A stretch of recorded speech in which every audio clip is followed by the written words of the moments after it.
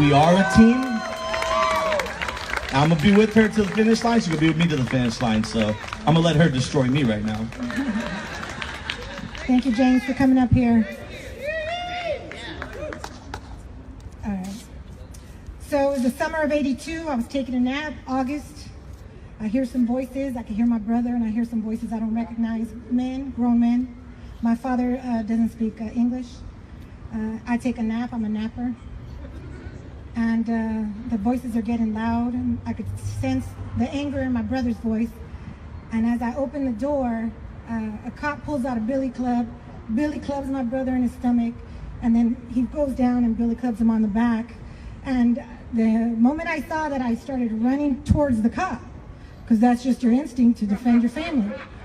And I'm 13 years old, and all about 70 pounds. My mother grabbed me by the hair as I was running and yanked me to the ground. She said, "They'll kill you." They grabbed my other brother, who was in boxers, and they took him away. And my brother was demanding that they give him his badge number and their names. And he said, "You don't have a you don't have a warrant to come in this house." And he was demanding that the cop give him that information. And the cop beat him down in front of my mother. My mother was crying, and the cop was laughing at her because she couldn't speak English. Summer of '84, my parents threw me out of the house about 2 weeks after I turned 15 years old. It was hot, and I was emo before emo was popular.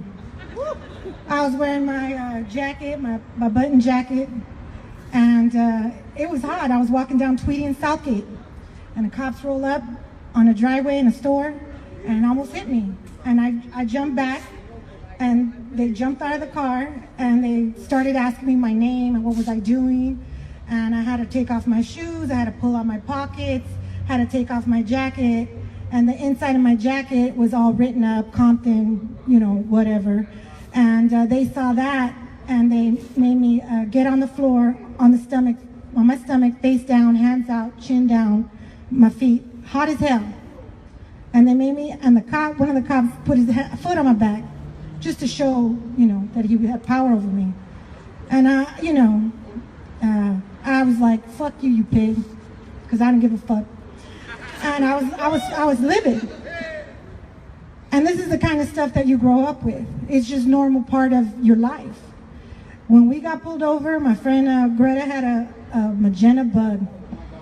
We got pulled over all the time in that bug. And we knew exactly what to do. You got to roll down the windows. Everybody throw your hands out the window. Otherwise, they're going to say you went for something, and they're going to shoot you. That's just how it rolls. When they pull you over, if they tell you to put your hands on the hood, you put your hands and you make sure your fingertips don't touch that hood, because they're going to pull your prints. These are things that we're conditioned to do because we're afraid of the police. The police are not there to protect us.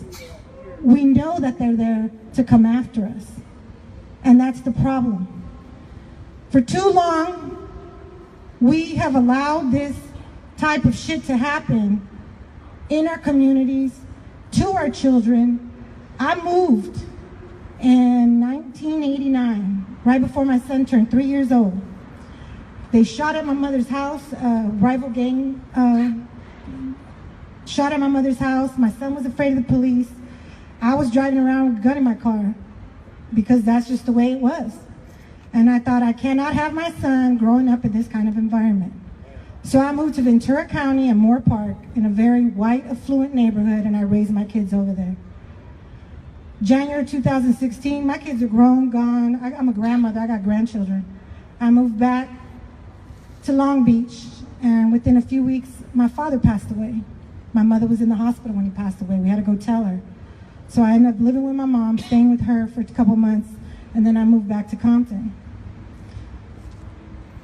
One night, my bedroom's in the front of the house. I hear 4 gunshots. I call 911. I could hear a man screaming. I said, "I need an ambulance. There's a man that's been shot." I could hear him screaming. The woman's on the phone. Another shot goes off. She could hear it. And she says, "Someone is on their way." I hang up the phone. We get up, we go outside. One police car shows up. Cops get out of the car. The guy's on the sidewalk bleeding, and they're walking around with a flashlight looking for shells. No ambulance came. They put them in the back of the car and took them in the back of the car. Because that's how they treat us in these neighborhoods. Now, when I was in Moore Park and I called the cops are gonna come. They're gonna come. You go to Compton and you call the cops, that's a whole different story. They're looking at you like you did something wrong. Everything in our society is so upside down because this is the way it's been set up. People keep saying the system is broken. The system is working exactly how it was designed to work. It is not broken. We and our kids are dollar signs to them.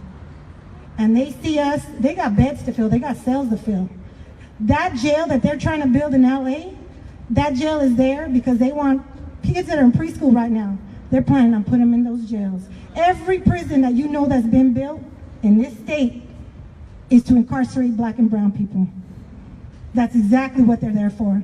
Because they ain't going off white people, we know that. That's just a fact. They're not upholding the law. They're filling beds to make money for people. In this state, we pay $71,000 per prisoner. $71,000. That's what it costs to go to Harvard for a year. And they're telling us that they can't afford health insurance.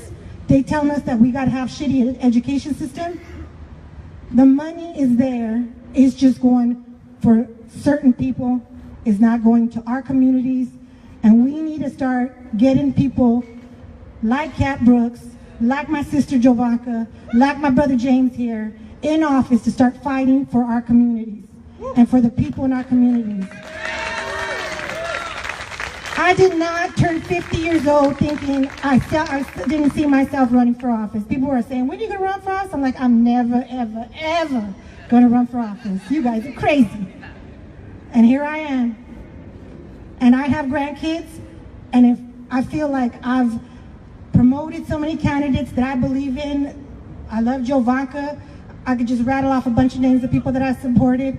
And I just felt like, why am I not doing it? Nobody's gonna run against this guy. I ran in this race. Our communities are being decimated by these policies. Our children are afraid, and it's wrong. And I'm asking you to please support my sister Jovanka, to please support my sister Cat Brooks, and my brother James here. Whether you got a phone bank, whatever you can do, if you could send $3, $5, $7 to help these people. Too many of our kids are growing up the way I grew up, thinking this is normal. You lose your innocence as a child when you see that. When you think that the cops are there to protect you and you know they're not. And this is how our children are brought up.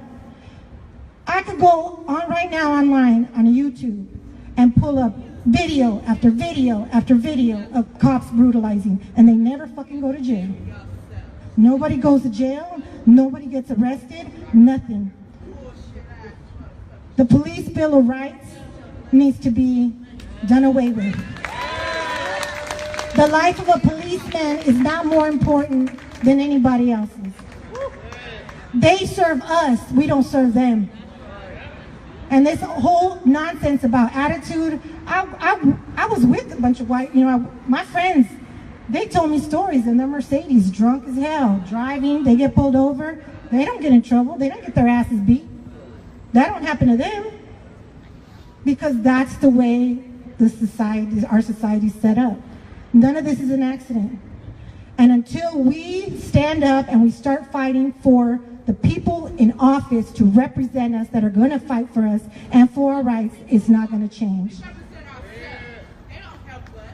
So recently I've been criticized for what's been going on in Gaza with the Palestinian people. I've always been a fighter for against injustice, people that are marginalized, whether it's my black brothers and sisters, whether it's my people, indigenous people coming over the border.